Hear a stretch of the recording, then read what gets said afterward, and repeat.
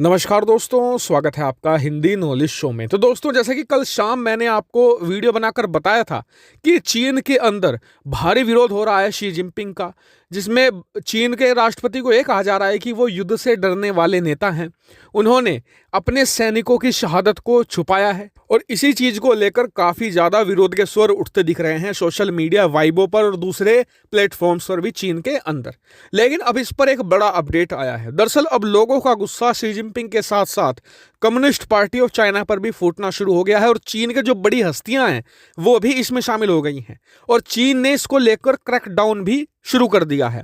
दरअसल चीन के एक बहुत ही प्रसिद्ध लाइव स्ट्रीमर है, जी हाँ, यानी कि अलग अलग मुद्दों को लेकर वो लाइव स्ट्रीम करते हैं और उनके एक 2 मिलियन से भी ज़्यादा फॉलोअर बताए जाते हैं और वो देश की तमाम समस्याओं को लेकर बातचीत करते हैं। तो बताया जा रहा है कि कल और परसों उन्होंने बड़ी लाइव स्ट्रीम करी थी जिसमें उन्होंने communist party of China, Xi Jinping सभी को निशाने पर लिया और बताया जा रहा है कि जब वो लाइव स्ट्रीम कर रहे थे तो काफ़ी ज़्यादा लोग और बहुत ज़्यादा पब्लिक उनके साथ जुड़ गई थी। बहुत सारे लोग लाइव में देख रहे थे और उन्होंने अपनी इस लाइव स्ट्रीम में जमकर खरी खोटी सुनाई शी जिनपिंग को और कम्युनिस्ट पार्टी के नेताओं को भी।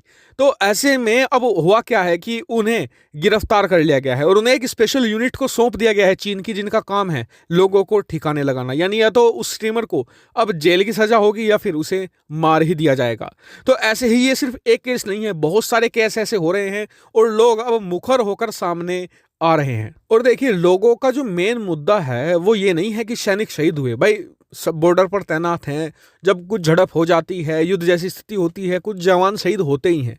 लेकिन जो चीनी जनता का मेन कंसर्न है कि आपने उनकी शहीदी का अपमान किया है, उन्हें छुपाया है और वाकई में ही ये बहुत गलत बात है। आप जरा सोचिए कि भारत में ही मान लीजिए एक जवान कल को शहीद हो जाता है तो भारतीय सेना और भारत सरकार उसे छुपा दे, कहे कि जी हमारा कोई जवान शहीद नहीं हुआ है, फिर 8 महीने बाद आपको पता चले कि जी सरकार और सेना ने आपसे झूठ बोला था, तो आपका क्या रिएक्शन होगा?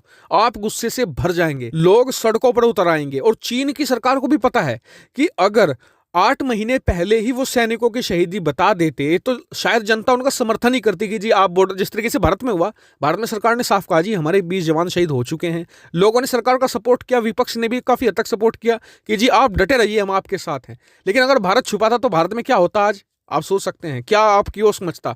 लेकिन चीनियों को भी ये बात समझ में आ रही है कि उन्होंने बहुत बड़ा ब्लंडर कर दिया है और उसे छुपाने के लिए वो अपने हर साधन का इस्तेमाल कर रहे हैं इस समय। अब देखने वाली बात यह है कि वो कितना सफल हो पाते हैं। तो एक सवाल ये भी होगा आपके मन में कि इसका क्या असर भारत चीन सीमा पर डिसएंगेजमेंट को लेकर होगा? तो मुझे नहीं लगता कि बिल्कुल होगा, क्योंकि चीन अभी चाहता है कि ब्रिक्स समिट होने वाली है जिसमें ब्राजील, रशिया, इंडिया, चाइना और इसके अलावा साउथ अफ्रीका आएंगे और भारत में समिट होनी है। तो शी जिनपिंग चाहते हैं कि हर हाल में ब्रिक्स समिट से पहले बॉर्डर डिसएंगेजमेंट हो जाए ताकि भारत में उनका विरोध ना हो और भारतीय प्रधानमंत्री उन्हें ब्रिक्स के समिट में खरी खोटी ना सुनाए।